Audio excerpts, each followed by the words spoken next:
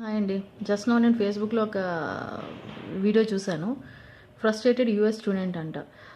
Frustration అన్నది యూఎస్లోనా, ఇండియాలోనా, పాకిస్తాన్లో ఎక్కడైనా ఫ్రస్ట్రేషన్ వస్తుందండి. కాకపోతే అది పెద్దదా చిన్నది అనేది ఎవరి లెవెల్లో వాళ్ళకి ఫ్రస్ట్రేషన్ వస్తుంది. బై ది వై మన ఇష్టపడి dream that we want to be in US అని అనుకుంటాము. వెళ్ళిన తర్వాత మన విల్లింగ్నెస్ తోటే వెళ్తాం.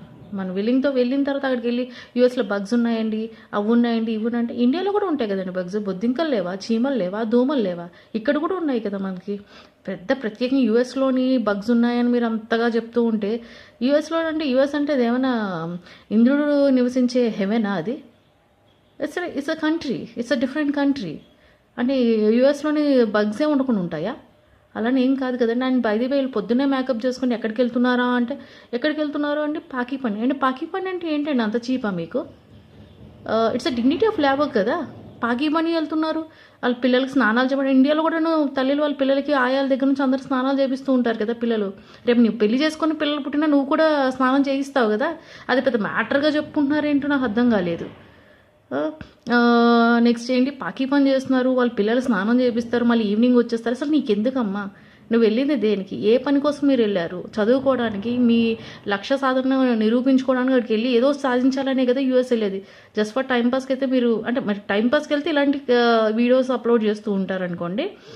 మీరు ఏమైనా సజెస్ట్ చేయాలనుకున్నా, ఏదైనా కమెంట్ చేయాలనుకున్నా ఒక మంచి ఉద్దేశంతో, అంటే మీరు స్టూడెంట్ అక్కడ అంటే లైక్ డిఫరెంట్ కల్చర్, ఆ కల్చర్ మనం acquire చేసుకోగలమా?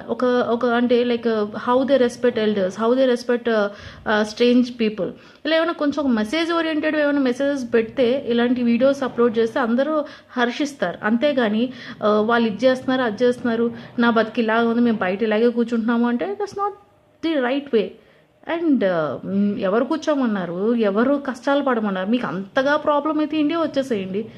No body stopping you కదా. అండ్ 15 మంది 20 మంది ఉంటారు అని అంటే, మనం అంటే పిండి కొద్దీ రొట్టి అన్నట్టు మన సైజ్ ఆఫ్ థింకింగ్ అది.